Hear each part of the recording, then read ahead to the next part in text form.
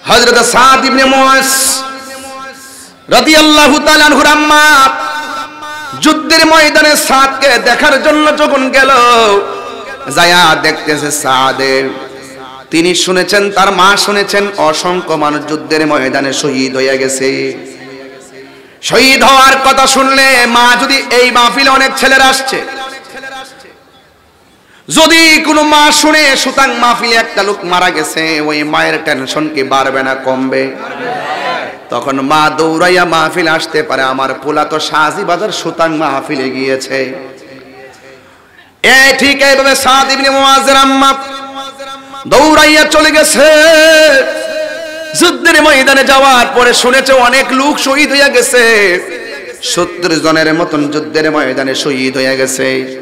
এবার যখন সোনা দেখার জন্য চলে গেছে, যায়া সাদের আম্মা দেখতেছে হযরতে সাদ যুদ্ধের ময়দানে শহীদ হয় নাই, হযরতে সাদ আমার নবীজির উট মুবারকের, ঘোড়া মুবারকের রশি ধরে ধরে টানতেছে। আল্লাহু আকবার। এবার আমার নবী ডাক দিয়া বলে, সাদের মা। নবী অন্তরে খবর জানে কি জানে না? ও সাদের মা, যুদ্ধের ময়দানে এসেছেন, আপনি সকলকে দেখার জন্য এসেছেন, শহীদদের খবর নেওয়ার জন্য এসেছেন। আয়েশা দেখতেছেন আপনার সন্তান যুদ্ধের ময়দানে নবীর রশি মুবারকটা টানতেছে। সাদের ভাগ্য কি ভালো না খারাপ? এবার নবী ডাক দিয়ে, কি মা, আপনি যুদ্ধের ময়দান থেকে বাড়িতে যাবেন, যায়া বলবেন আজকের ময়দানে যারা শহীদ হয়েছে তারা জান্নাতের ভিতরে খেলাধুলা করতেছে। আর তাদের পরিবার পরিজনকে বলবেন আজকে যুদ্ধের ময়দানে যারা শহীদ হয়েছে ওরা শহীদদের সঙ্গে জান্নাতের মধ্যে থাকবে। শুধুমাত্র তাই নয়, আমার নবী ডাক দিয়ে শুধুমাত্র শহীদের পরিবার শহীদের সঙ্গে থাকবে না, ওই শহীদের পরিবার শহীদ, ওই শহীদগুলো হাসরের ময়দানে যার জন্য সুপারিশ করবে আমার আল্লাহ রাব্বুল আলামিন তার সুপারিশ কবুল করে দিবে।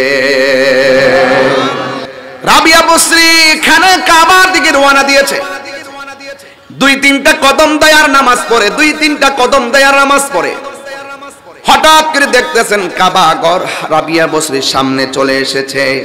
রাবিয়া বসরি বলে, কাবা তুমি তো অনেক দূর, তুমি কেন আমার সামনে চলে এসেছো? কাবা ডাক দিয়ে বলে, আমি আসি নাই, আমাকে আমার আল্লাহ হুকুম করেছে আপনার সামনে আসার জন্য। রাবিয়া বসরি কাবারে ডাক দিয়ে, কাবারি এতদিন ধরে দলিল পড়েছি কিন্তু বাস্তবে বুঝি নাই, এতদিন আমি পড়েছি কোন বান্দা বান্দি যদি আল্লাহর দিকে হেঁটে হেঁটে যায় আল্লাহ রহমত তার দিকে দৌড়াইয়া দৌড়াইয়া আসে, আমি হেঁটে হেঁটে আল্লাহ রহমতের দিকে যাচ্ছি, আমার আল্লাহ দৌড়াইয়া কাবা ঘর আমার সামনে পাঠাইয়া দিয়েছে।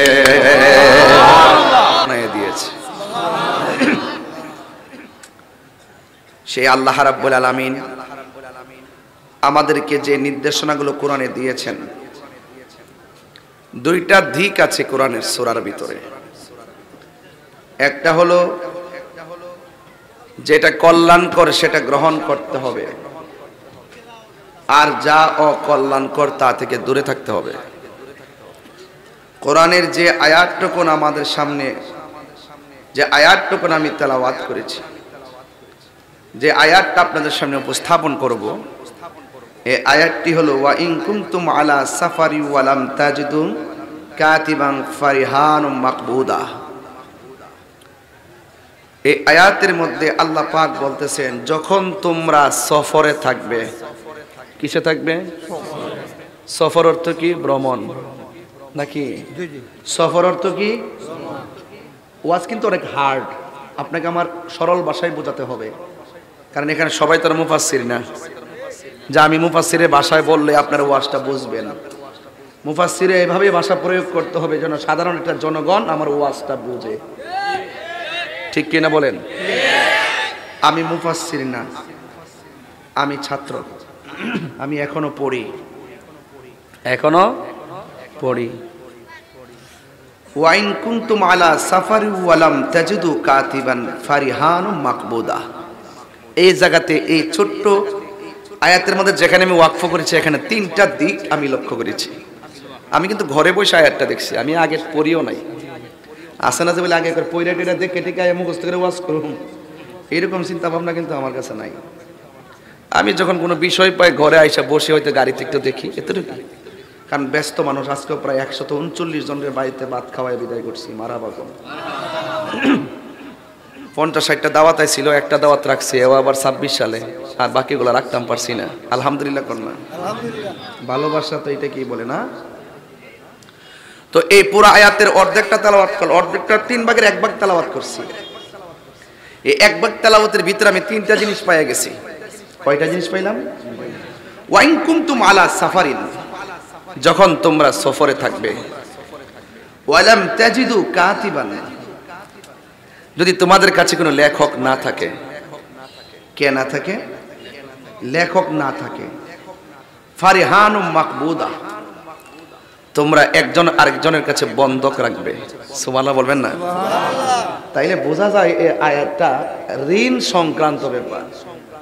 একজন আরেকজনরে আমরা যে টাকা ধার দেই, একজন আরেকজন যে টাকা দেই, মনে করেন যে 2 জন গাড়ির মধ্যে আছি, একজন বলছে ভাই আমার কিছু টাকা দেন, আমি বললাম যে ঠিক আছে দিলাম। এখন যে সে যদি কয় টাকাটা যে দিয়েছে তার প্রমাণ কি, এই মুহূর্তে কি করতে হবে? ঠিক আছে তুমি আমার মোবাইলটা রাখো।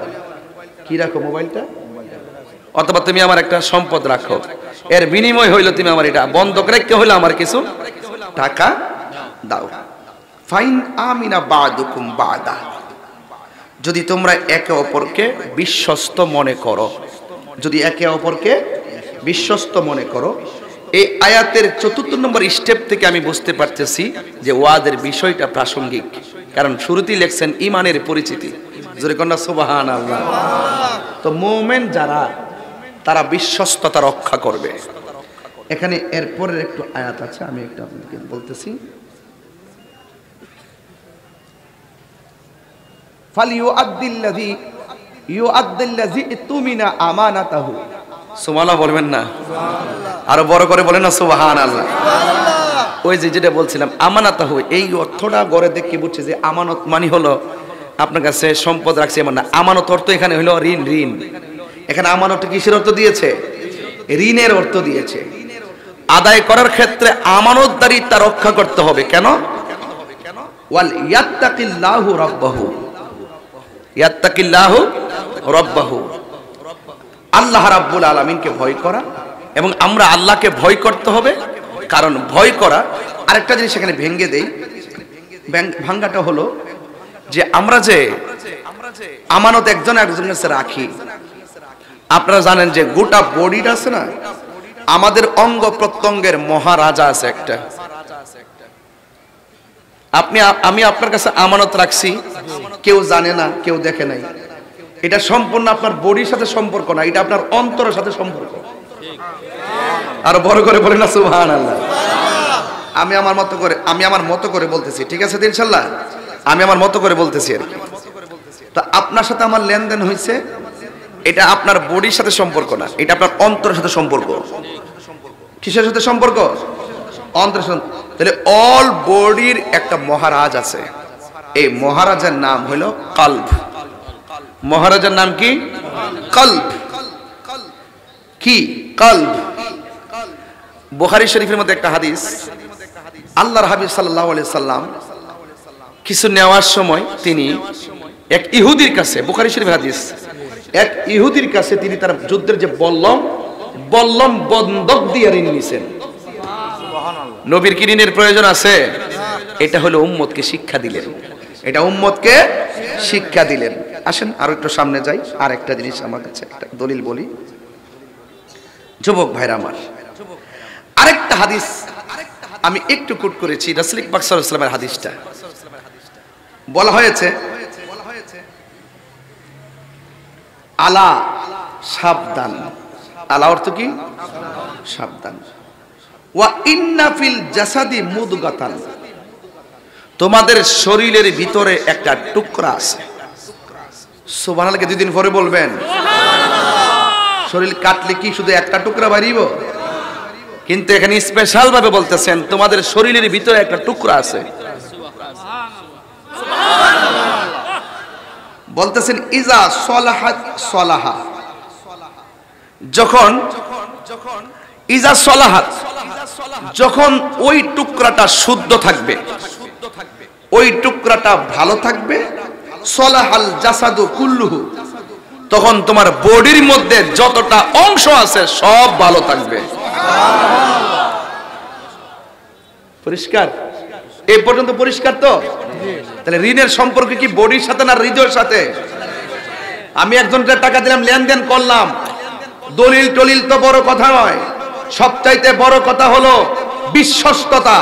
এই জন্য আল্লাহ পাক রব্বুল আলামিন বলেছেন, যদি কেউ বিশ্বাসঘাতকতা করে ফা ইন্নাহু আসিমুন কলবুহু, সে যদি ওই কলবের সঙ্গে প্রতারণা করে, নিজেকে যদি গুনার দিকে দাবি করে, মনে রেখো তুমি যেভাবে লেনদেন করা হয়েছে, তুমি যেইভাবে প্রতারণা করেছো, যদি তুমি বিশ্বস্ততা রক্ষা করো কিংবা তুমি ভঙ্গ করো, কি পৃথিবীর কেউ জানে না?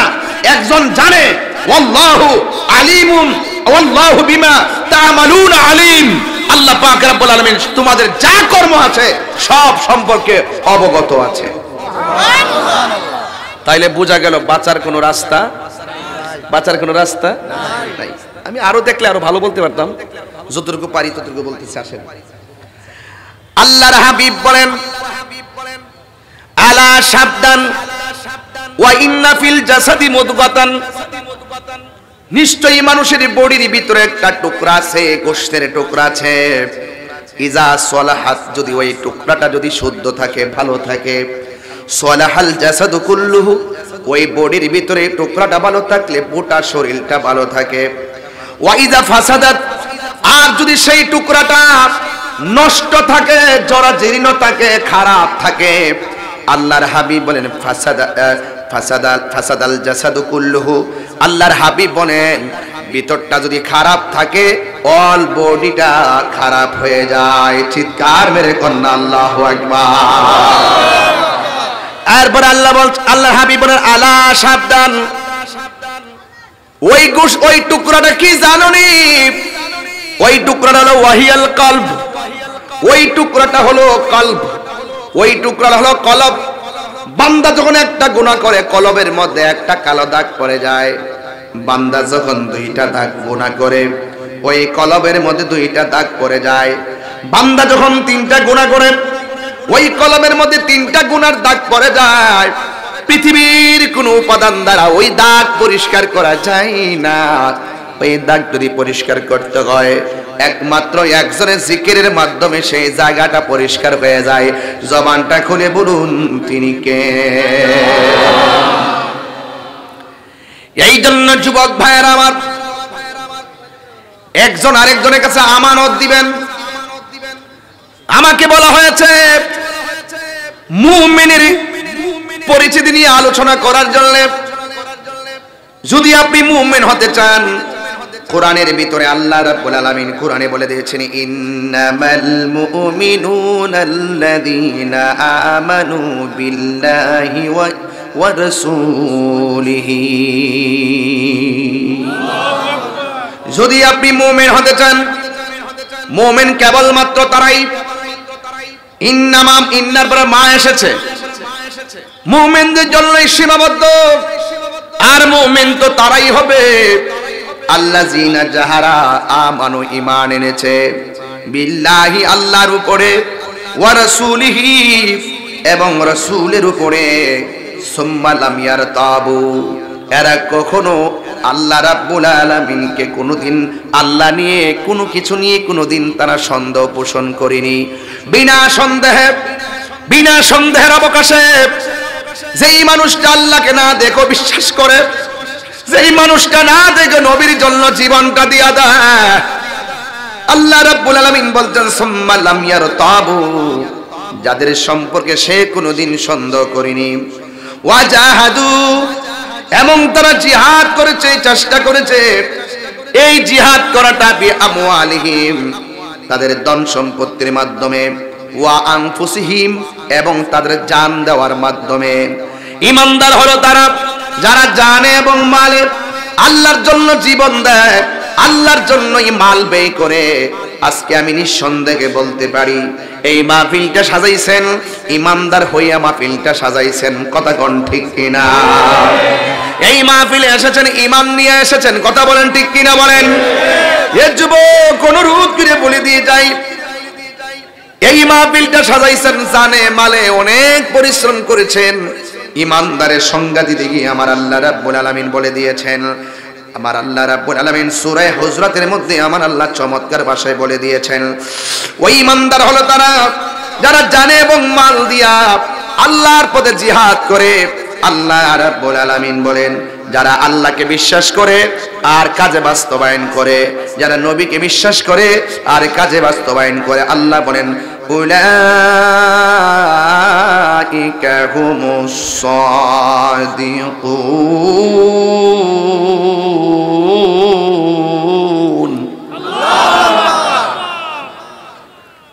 যারা আল্লাহকে বিশ্বাস করে আল্লাহ বলে তারাই সত্যবাদী। সুবহানাল্লাহ বলবেন না? এরাই হলো সত্যনিষ্ঠ, যার কথার সাথে কাজের মিল আছে, কথা বলেন ঠিক কিনা?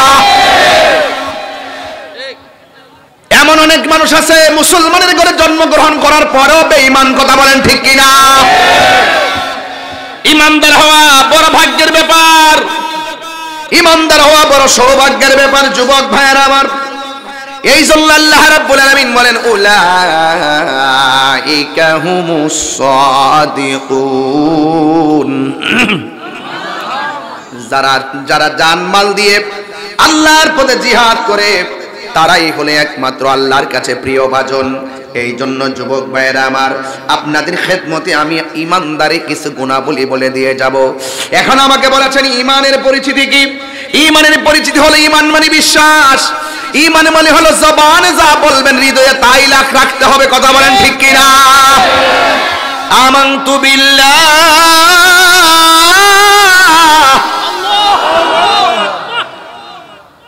বিশ্বাস করব কাকে? আরো জোরে বলেন কাকে? আল্লাহ বলা হয়েছে আমরা আল্লাহকে বিশ্বাস করি, ফেরেশতাদেরকে বিশ্বাস করি, তাকদীরকে বিশ্বাস করি, আখিরাতকে বিশ্বাস করি, ফেরেশতাদেরকে বিশ্বাস করি, নবী রাসূলদেরকে বিশ্বাস করি।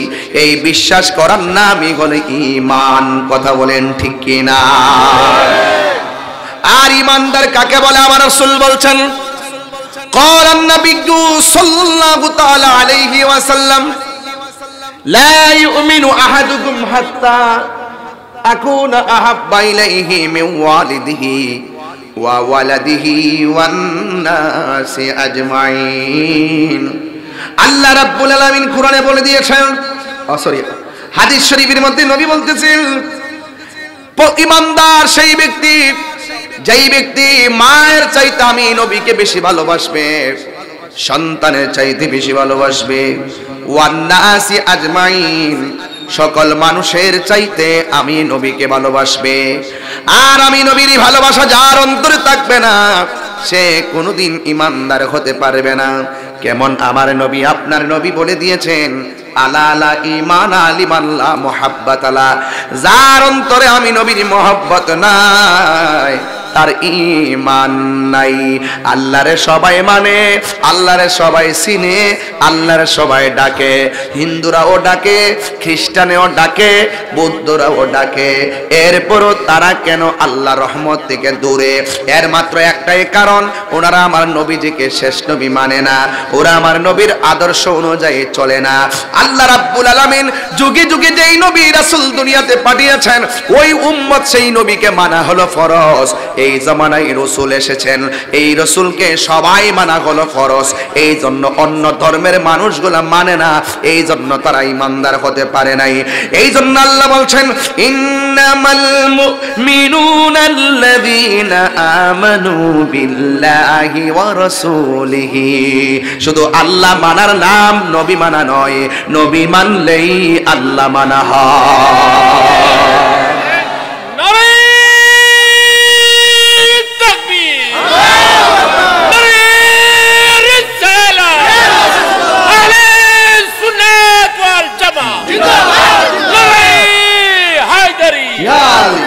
আল্লাহু আকবার, জোরে বলেন, আরো বড় করে বলেন আল্লাহু আকবার।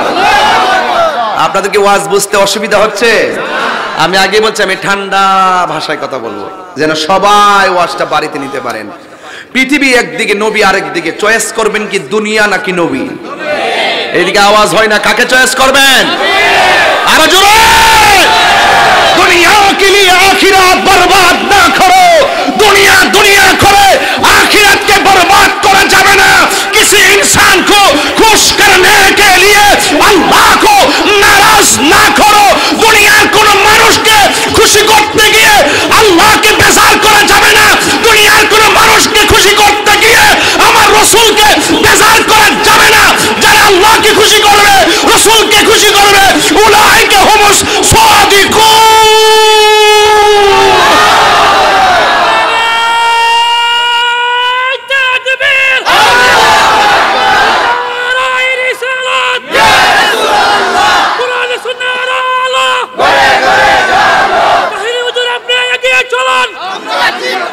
সুদানবাসীর পক্ষ থেকে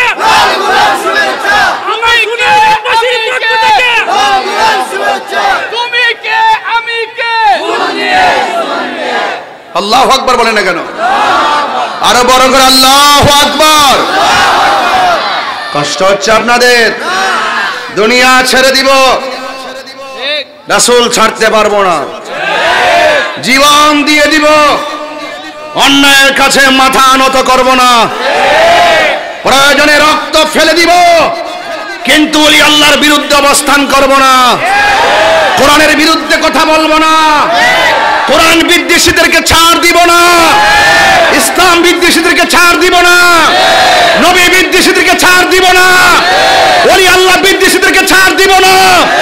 রক্ত দিয়েছি, আরো রক্ত দিব। কথা বলেন ঠিক কি না বলেন? তাহিরিকে হামলা মামলার ভয় দেখে লাভ নাই।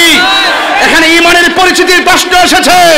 এই দুনিয়া তুচ্ছ, মুস্তাফার মহব্বত আমাদের কাছে সবার শ্রেষ্ঠ, সবার শ্রেষ্ঠ, সবার শ্রেষ্ঠ। ঠিক কি না বলো? আমার যুবক ভাইয়েরা, বাঁচলে বাঁচার ডোন্ট লাভ, বেয়াদবি করবো না। এখানে ঈমানি আলোচনা চলতেছে, তামসা জুড়াচ্ছ। সাবধান, আমার সামনে কথা বলতো সাবধান। নবী পাকের আলোচনা হলে পৃথিবীর সব বলে যেতে হবে, মোস্তফার সবুজ গম্বুজের দিকে তাকাতে হবে। আমরা কারো লাল চক্ষুকে ভয় পাই না, কারো রাঙ্গা চোখকে ভয় পাই না, কারো রক্ত চক্ষুকে ভয় পাই না। কেন ভয় পাই না? একটাই কারণ, আমাদের চোখে আছে মদিনাওয়ালার সবুজ গম্বুজের দৃশ্য। চোখে মদিনা, হৃদয়ে মদিনা, খেয়ালে মদিনা, ধ্যানে মদিনা, শয়নে মদিনা, স্বপনে মদিনা। শিক্ষী না বলেন? এটাই হলো ঈমানের আলোচনা। বিষয় দিয়েছেন গরম, আমি ঠান্ডা থাকার কোনো রাস্তা নাই। একদম বলুন, বেহেশত যা আছে সত্য না মিথ্যা? বেহেশত যা আছে সত্য না মিথ্যা? দেখছেন? এটার নাম ঈমান। কাদের মধ্যে ফেরেশতা আছে না নাই? বিশ্বাস করেন তো? জীবনে দেখছেন? ওজন লাগছে? লেখে জানে কোরকোরানি আওয়াজ হইছে? দেখেননি? এটার নাম ঈমান। এটার নাম কি? আল্লাহ বলছে আন-নাবিয়্যু আউলা বিল মুমিনিনা মিন আনফুসিহিম। নবী ঈমানদারের জানের চাইতে আরো নিকটে হাজির ও নাজির। না দেখলেও বিশ্বাস করতে হবে, এটার নামই হলো ঈমান। এটার নামই ঈমান। যারা মুনাফিক তারা বলে দলিল দাও, প্রমাণ দাও। সব কথার প্রমাণ লাগানে রে বাবা। মেরাজে যাওয়ার পরে 27 বছর কাটাই নিছে গা, কি খাওয়াইছে, কোন জায়গায় রাখছে, হিসাব দাও। সব জায়গায় প্র্যাকটিক্যাল খুঁজছো না। কিছু কিছু জিনিস আছে রুহানি, কিছু কিছু জিনিস আছে মারেফত, কিছু কিছু বিষয় আছে রহমত, কিছু কিছু বিষয় আছে কুদরত।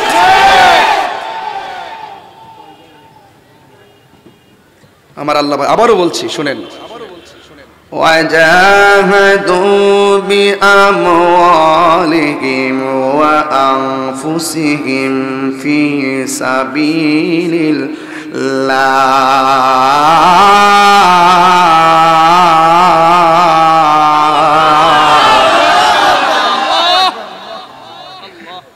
মাল দিয়ে জিহাদ করতে হবে।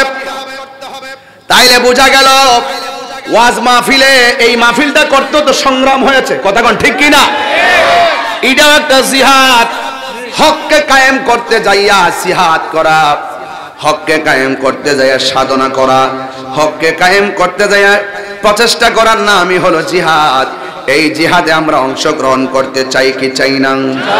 আর জোরে বলুন, চাই কি চাই না? কেমন ভাবে চাইতে হবে?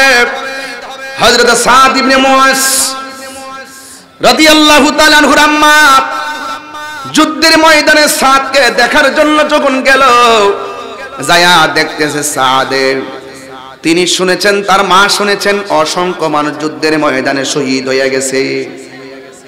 শহীদ হওয়ার কথা শুনলে মা যদি, এই মাহফিলে অনেক ছেলেরা আসছে, যদি কোনো মা শুনে সুতাং মাহফিলে একটা লোক মারা গেছে, ওই মায়ের টেনশন কি বাড়বে না কমবে? তখন মা দৌড়াইয়া মাহফিল আসতে পারে, আমার পোলা তো শাহজি বাজার সুতাং মাহফিলে গিয়েছে। ঠিক এইভাবে সাদ ইবনে মুআজের আম্মা দৌড়াইয়া চলে গেছে। যুদ্ধের ময়দানে যাওয়ার পরে শুনেছে অনেক লোক শহীদ হয়ে গেছে, 70 জনের মতন যুদ্ধের ময়দানে শহীদ হয়ে গেছে। এবার যখন শোনা দেখার জন্য চলে গেছে, যায়া সাদের আম্মা দেখতেছে হযরতে সাদ যুদ্ধের ময়দানে শহীদ হয় নাই, হযরতে সাদ আমার নবীজির উট মুবারকের, ঘোড়া মুবারকের রশি ধরে ধরে টানতেছে। আল্লাহু আকবার। এবার আমার নবী ডাক দিয়া বলে, সাদের মা। নবী অন্তরে খবর জানে কি জানে না? ও সাদের মা, যুদ্ধের ময়দানে এসেছেন, আপনি সকলকে দেখার জন্য এসেছেন, শহীদদের খবর নেওয়ার জন্য এসেছেন। আয়েশা দেখতেছেন আপনার সন্তান যুদ্ধের ময়দানে নবীর রশি মুবারকটা টানতেছে। সাদের ভাগ্য কি ভালো না খারাপ? এবার নবী ডাক দিয়ে, কি মা, আপনি যুদ্ধের ময়দান থেকে বাড়িতে যাবেন, যায়া বলবেন আজকের ময়দানে যারা শহীদ হয়েছে তারা জান্নাতের ভিতরে খেলাধুলা করতেছে। আর তাদের পরিবার পরিজনকে বলবেন আজকে যুদ্ধের ময়দানে যারা শহীদ হয়েছে ওরা শহীদদের সঙ্গে জান্নাতের মধ্যে থাকবে। শুধুমাত্র তাই নয়, আমার নবী ডাক দিয়ে শুধুমাত্র শহীদের পরিবার শহীদের সঙ্গে থাকবে না, ওই শহীদের পরিবার শহীদ, ওই শহীদগুলো হাসরের ময়দানে যার জন্য সুপারিশ করবে আমার আল্লাহ রাব্বুল আলামিন তার সুপারিশ কবুল করে দিবে। এই জন্য আল্লাহ বলছেন ওয়াজাহাদু বিআমওয়ালিহিম ওয়া আনফুসিহিম, ইমানদাররা হলো নবীর জানেও ভালোবাসবে, মালেও ভালোবাসবে। কথা কোন ঠিক কি না? হকের পথে থাকলে জীবন চলে গেলে দাম বাড়বে না কমবে। এই জন্যই তো আমার নবী, আপনার নবী বলেছেন ইয়াশফাউ ইয়াউমাল কিয়ামাতি সালাসাতুল আম্বিয়া ও সুম্মাল উলামা ও সুম্মা শুহাদা। হাশরের ময়দানে 3 কিসিমের মানুষ আল্লাহর দরবারে সুপারিশ করবে। 1 নম্বর হলো নবী রাসূলগণ, 2 নম্বর হলো শহীদগণ, 3 নম্বর হলো আলেমগণ। তার মানে হলো ইমানদাররা মরণের ভয় করে না, ইমানদাররা হক কথা কোনোদিন গোপন রাখে না, ইমানদাররা সত্যের জন্য লড়াই করতে প্রস্তুত আছে না নাই?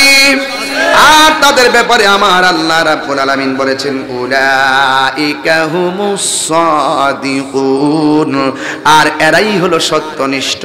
আপনারা জবান খুলে কোন সত্যবাদীদের সঙ্গে আমার আল্লাহ আছে না নাই? এই জন্য আল্লাহ বলছেন কুনু মা'আস সাদিকিন, তোমরা সত্যবাদীর সঙ্গে হয়ে যাও। সত্যবাদী হলেন আল্লাহর ওলিগণ, এদের সঙ্গে হয়ে যাও।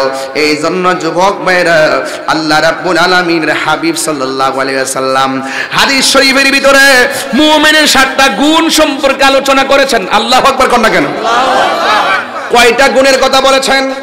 এখন ইমানদার হইতে গেলে 7টা গুণ লাগবে। বাংলাদেশের মধ্যে অনেক চাকরি আছে, ওই চাকরি করতে গেলে একটা যোগ্যতা উল্লেখ করে দেওয়া হয়। আল্লাহ রাব্বুল আলামিন হাবিব বলেছেন ইমানদার হতে গেলে তোমাকেও কয়েকটা গুণ অর্জন করা লাগবে। কি গুণ অর্জন করা লাগবে? আল্লাহর কুরআন দিয়ে আল্লাহ বলতেছেন 2টা কোয়ালিটি অর্জন করা লাগবে। দুইটা কোয়ালিটি যদি অর্জন করতে না পারো তাইলে তুমি ক্ষতিগ্রস্ত হয়ে যাবে। আমার আল্লাহ বলতেছেন ইন্নাল ইনসানা লাফি খুসর, নিশ্চয়ই মানুষ ক্ষতিগ্রস্ত। দুইটা কোয়ালিটি যার মধ্যে থাকবে আল্লাহ রাব্বুল আলামিনের হাবিব আল্লাহ রাব্বুল আলামিন বলেছেন ইল্লাল্লাযীনা আমানু ওয়া আমিলুস সালিহাতি ওয়া তাওয়াসাউ বিল হক আল্লাহ রাব্বুল আলামিন বলেন দুইটা কোয়ালিটি যার মধ্যে থাকবে তাদেরকে আমার আল্লাহ জান্নাতের গ্যারান্টি কার্ড দিয়েছেন, জান্নাতের ওয়ারেন্টি কার্ড দিয়েছেন। এক নম্বর হলো এক নম্বর হলো কি জানেন? এক নম্বর হলো ঈমান, দুই নম্বর হলো আমল। ওয়া তাওয়াসাউ বিল হাক্কি, সৎ উপদেশ প্রদান করবে। ওয়া তাওয়াসাউ বিস সাবরি, ধৈর্যের সবক দিবে। এই কোয়ালিটি গুলো যার মধ্যে থাকবে আল্লাহ রাব্বুল আলামিন বলেন হাসরের ময়দান তার জন্য সহজ হয়ে যাবে, কবর তার জন্য সহজ হয়ে যাবে, মিজানের পাল্লা তার জন্য শহীদ হয়ে যাবে। এই জন্য যুবক আমার আল্লাহকে ভয় করতে হবে। ও যুবক, আল্লাহকে ভয় করতে হবে। আল্লাহকে যারা ভয় করে তারা কোনোদিন নবীকে কষ্ট দিয়ে কথা বলে না। এই জন্যই তো রাবিয়া বসরি তিনি আল্লাহকে এমন ভয় করতেন জানেননি রে বাবা, এমন ভয় করতেন। রাবিয়া বসরিকে একজন ডাক দিয়া বলে রাবিয়া, আল্লাহ রহমতের দরজায় টোকা দিতে থাকো, একদিন আমার আল্লাহ দরজা খুলবে। রাবিয়া বলে আমি আল্লাহকে এমন ভয় করি, আমার আল্লাহকে আমি এমন ভাবে ধারণ করি, আমার দরজায় টোকা দেওয়া লাগে না। আমার আল্লাহ আমার জন্য 24 ঘন্টা রহমতের দরজা এমনি খুলে রাখে। আরো বড় করে বলেন আল্লাহু আকবার। এই জিনিসগুলো বুঝতে গেলে ঈমান তাজা করা লাগবে। রাবিয়া বসরি খানা কাবার দিকে রওনা দিয়েছে। 2-3টা কদম দেয় আর নামাজ পড়ে, 2-3টা কদম দেয় আর নামাজ পড়ে। হঠাৎ করে দেখতেছেন কাবা ঘর রাবিয়া বসরির সামনে চলে এসেছে। রাবিয়া বসরি বলে কাবা, তুমি তো অনেক দূর, তুমি কেন আমার সামনে চলে এসেছো? কাবা ডাক দিয়া বলে আমি আসি নাই, আমাকে আমার আল্লাহ হুকুম করেছে আপনার সামনে আসার জন্য। রাবিয়া বসরি কাবারে ডাক দিয়ে কে কাবারে, এতদিন ধরে দলিল পড়েছি কিন্তু বাস্তবে বুঝি নাই। এতদিন আমি পড়েছি কোন বান্দা বান্দি যদি আল্লাহর দিকে হেঁটে হেঁটে যায় আল্লাহ রহমত তার দিকে দৌড়াইয়া দৌড়াইয়া আসে। আমি হেঁটে হেঁটে আল্লাহ রহমতের দিকে যাচ্ছি, আমার আল্লাহ দৌড়াইয়া কাবা ঘর আমার সামনে পাঠাইয়া দিয়েছে। এটার নাম হলো ঈমান, এটার নাম তাকওয়া। এই জন্য যাদের অন্তরে আল্লাহর ভয় আছে, সবচাইতে বড় কথা হলো বিশ্বাস, দলিল পরের কথা, সবচাইতে বড় কথা হলো নীতি, সবচাইতে বড় কথা হলো আদর্শ, সবচাইতে বড় কথা হলো আমানতদারিতা। কথা বলেন ঠিক কিনা? এই জন্য যুবক ইমানদার হতে গেলে আল্লাহ রাব্বুল আলামিন বলে দিয়েছেন, আমার আল্লাহ রাব্বুল আলামিন কোরআনের মধ্যে বলে দিয়েছেন ওয়া বাশশিরিল্লাযীনা আমানু ওয়া আমিলুস সালিহাতি আন্না লাহুম জান্নাতিন তাজরি মিন তাহতিহাল আনহার। আল্লাহ রাব্বুল আলামিন বলেন জান্নাতের শুভ সংবাদ তাদের জন্য যারা ঠিক কিনা হাসরের ময়দানে ইমানদারের চেহারা হবে ওয়াতাবিয়াদ্দু বুজুহু ওয়া তাসওয়াদ্দু বুজুহ। এই হাসরের ময়দানে ইমানদারের চেহারা হবে আলোকিত আর বেঈমানদের চেহারা হবে কালো। এই জন্য তাফসীরের মধ্যে এসেছে ইমানদারের চেহারা, কাহারও চেহারা কালো হবে, কাহারও চেহারা হবে সুন্দর। তাফসীরের মধ্যে এসেছে ওয়াতাবিয়াদ্দু বুজুহুন, যাদের চেহারাটা আলোকিত হবে এরা হলো আহলুস সুন্নাত ওয়াল জামাআহ। আল্লাহু আকবার জোরে কোন। এই জন্য যুবক ওয়া তাসওয়াদ্দু বুজুহ, আর যার চেহারাটা কালো হবে এরা হবে শয়তানের পথ অবলম্বনকারী। এই জন্য আল্লাহ রাব্বুল আলামিন কোরআনের মধ্যে বলে দিয়েছেন আল্লাযীনা আমানু বিল্লাহি ওয়া রাসূলিহি, আল্লাহ এবং তার রাসূলকে মনে প্রাণে ভালোবাসার নামই হলো ঈমানদার। কথা কোন ঠিক কিনা? দেখা দাও রাসূলুল্লাহ তুমি। একটা গজল কি বলবো? কষ্ট হবে না তো আপনাদের? তাহলে আমার সাথে দিল মজা বলতে পাগলামি করবেন না, হাসবেন না। রসুল্লাহর শান গাইবেন, দেখবেন ভাঙ্গা করে পড়ে আছেন, রসুল আপনার ভাঙ্গা করে দিদার দিয়ে দিবেন। দুই চারটা কদম দিলে রাবিয়ার জন্য যদি কাবা আসতে পারে, আপনি কি বুঝেন না যে প্রেম বিলাইতে পারলে, প্রেম যদি বিলাইতে পারেন মদিনাওয়ালা সুতাং ভাঙ্গা করে হাজির হয়ে যাবে। এই ইমানটা কার কার আছে একটু হাত তুলেন তো দেখে কার কার আছে।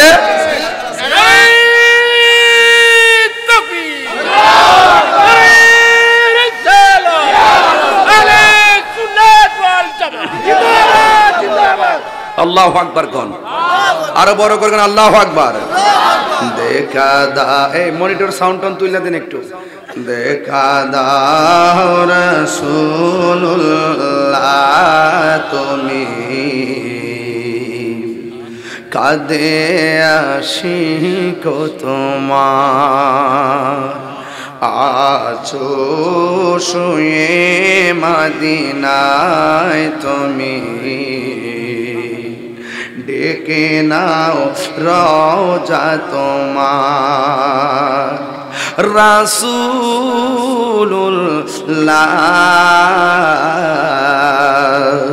কি উপায় হবে আমার, রাসূলুল্লাহ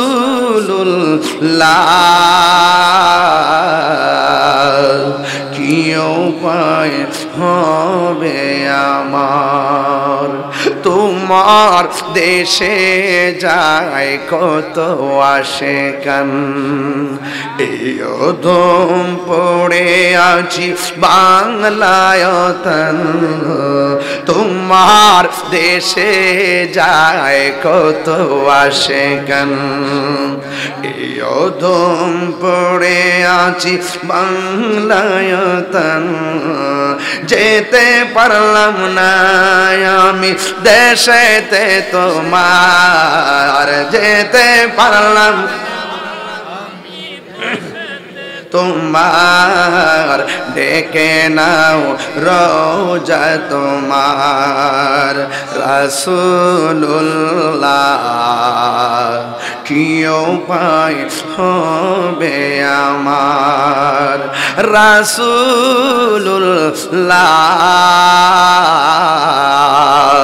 কি উপায়, মরণের চিঠি যখন আসবে আমার, কালিমার তালকিন দিও বারে বার, মরণের একটি করে কমাই দেন, কালিমার তালকিন দিও বারে বার, প্রাণ ভরে দেখব চেহারা তোমার, প্রাণ ভরে মার, ডেকে নাও রওজা তোমার, রাসূলুল্লাহ কি উপায় হবে আমার।